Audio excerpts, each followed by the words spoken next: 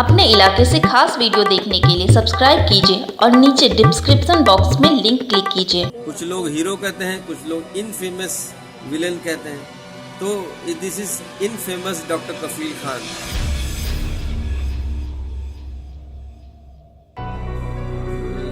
अगस्त 2017 में बीआरडी में एक क्राइसिस हो गई थी जिसमें लिक्विड ऑक्सीजन खत्म हो गया था और जिसकी वजह से 63 मौतें हो गई थी 48 घंटों के अंदर। उसकी वजह से मैं सस्पेंडेड हूँ। Even though I tried hard my level best की उस वक्त चूँकि लिक्विड ऑक्सीजन ख़त्म हुई तो हम लोगों ने जंबो सिलेंडर से कोशिश की थी कि जो लिक्विड ऑक्सीजन की कमी को पूरा किया जाए, पर चूँकि बहुत ढेर सारे बच्चे थे, 300 से 400 बच्चे थे, पर तो वो 34 बच्चे तो 23 उसी रात 10 अगस्त की रात नहीं बच पाए।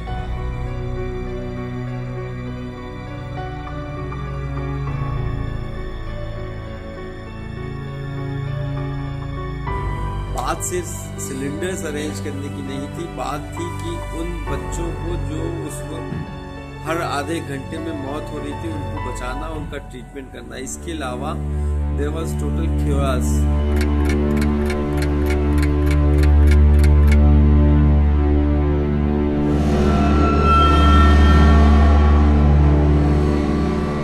ये जो पुष्पा सेल था जो सप्लाई करता था बीआरडी को लिक्विड ऑक्सीजन, वो 6 महीने से इस बात को लिख रहा था कि मेरा 20 लाख हो गया है, दे दो, नहीं तो मैं ऑक्सीजन बंद कर दूंगा, मेरा 40 लाख हो गया है, दे दो, मेरा 60 लाख हो गया है। और उसने 19 रिमाइंडर्स 19 लेटर लिखे हैं 6 महीने में। और ऐसा नहीं है कि सिर्फ एक आदमी को लिखा है, उसने डीएम को भी लिखा है, प्रिंसिपल को भी लिखा है, हेल्थ मिनिस्टर को भी लिखा है, चीफ सेक्रेटरी को भी लिखा है एंड चीफ मिनिस्टर को, योगी आदित्यनाथ को भी लिख रहा है। तो कोई भी जिम्मेदारी से बच नहीं सकता। वो जो ट्रेजेडी हुई, जो बच्चे मरे, उनको जिम्मेदारी किसकी थी? उन लोगों की जो उन्होंने 19 लेटर रिसीव किए थे और कोई उस पर एक्शन नहीं दिया।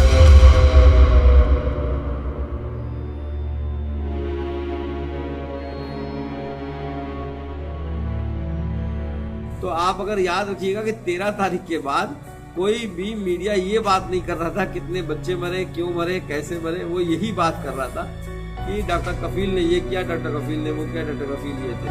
तो मेन सब कुछ भूल गया और जो पब्लिक परसेप्शन होता है वो मेन मीडिया से मिलता है। They didn't go to the ground level to find out who is doctor Kafeel. They started writing the story and they started picking up the story from social media platform.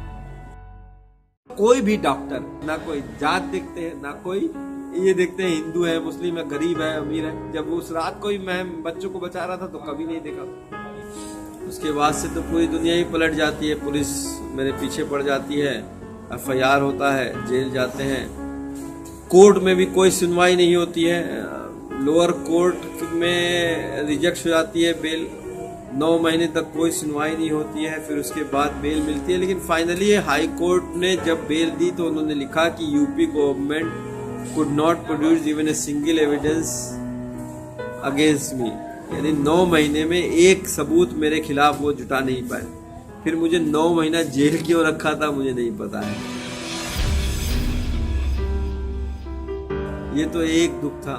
फिर उसके बाद जो family को police ने परेशान किया,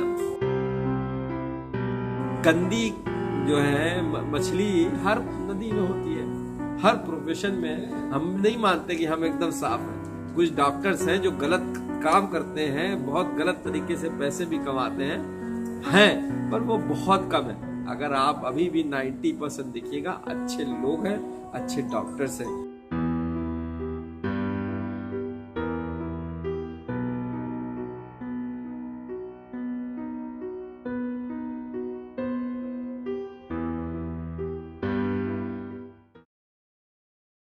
doctor suspend करने से ऑक्सीजन नहीं आएगी, मैनेजमेंट है, सरकार है, जिम्मेदार है। क्या है क्या नहीं था आगे वो तो सबको पता था। ऑक्सीजन सप्लाई क्यों बंद की गई है? जो सप्लाई बंद की गई, जो मैनेजमेंट नहीं हो पाया था वहाँ पे कार्रवाई होना चाहिए था। अगर हमें 15 बेड चाहिए और हमारे पास 3 बेड है तो हमें ये एक बेड पे 2 लेटाना पड़ता है। जैसे आप बीआरडी मेडिकल कॉलेज में देखी होंगी कि एक बेड पे 4 बच्चों को डालना पड़ता है, क्योंकि हम नकार नहीं सकते। हम इलाज देने से मना नहीं कर सकते। आए दिन ऐसा होता है कि लोग भावावेश में आके भीड़ के तंत्र में लोग डॉक्टर को ही दोषी मानते हैं और उसमें इनिशिएट करके कुछ लोग जो है मारपीट हाथापाई तोड़फोड़ तक कर देते हैं, जबकि ये स्थिति नहीं होनी चाहिए। इससे एक नकारात्मक संदेश जाता है और जो डॉक्टरों का मनोबल भी टूटता है। कोई जहर खा के आ रहा है, सांसें उसकी चल रही, हम नहीं बचा पाए, क्यों मरा? डॉक्टर की लापरवाही। कोई पेड़ से लटक गया, हाई स्कूल में फेल हुआ, पेड़ से लटक गया, थोड़ी सी सांस उसका बाप कह रहा है चल रही है, इमरजेंसी में ले आया, क्यों मरा? डॉक्टर की लापरवाही। ये सारी डेथें जो होती है वो डॉक्टर की लापरवाही से, कोई बीमारी से नहीं मर रहा, कोई अन्य चीज से नहीं मर रहा, सब डॉक्टर की लापरवाही से मर रहा। और उसमें ये आक्रोश व्याप्त होता है। हर डॉक्टर, कोई भी डॉक्टर ये नहीं चाहता है उसका मरीज सही ना हो और उसे अच्छी तरह से ना देखा जाए, लेकिन कुछ समस्याएं होती हैं, इस वजह से थोड़ा बहुत जो है लापरवाही हो जाती है और पेशेंट जो है देखने से थोड़ा वंचित हो जाता है। लेकिन जो सीरियस मरीज होता है उसको हर डॉक्टर पहले देखता है और उसका इलाज पहले किया जाता है। बिल्कुल खराब हालत में आएगा तो कहेगा आप भगवान हैं, और जब वो बिल्कुल ठीक हो जाएगा फिर उससे पहले बात हो जाती है, भाई देखो तुम्हारा इतना खर्चा आएगा। जब वो ठीक हो जाएगा तो वो आंखें दिखाने लगेगा, बिकॉज वो पैसा नहीं देना चाहता। आपने नेग्लिजेंस, कौन डॉक्टर ऐसा है जो निगलेक्ट करता है, नेग्लिजेंस करता है?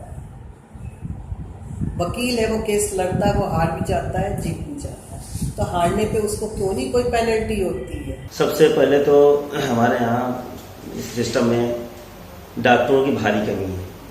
3000 की पॉपुलेशन पर एक MBBS डॉक्टर होना चाहिए, लेकिन हम तो आप जानते हैं, जैसे हम लोग जानते हैं कि पूरे जिला अस्पताल में 12-13 डॉक्टर हैं, जो कि मंडल का अस्पताल है, और इसमें जो है 4-5 जिले के मरीज आते हैं, प्लस और बाहर भी मरीज आते हैं, इसलिए जो है ये दिक्कतें आती हैं।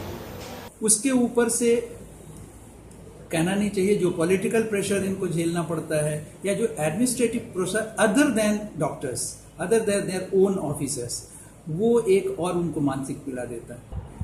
डॉक्टर्स पे असॉल्ट हो रहा है, मारा जा रहा है, पीटा जा रहा है, क्यों हो रहा है? तो ये सब बंद होना चाहिए। हम लोग इसको बिल्कुल कंडेम करते हैं।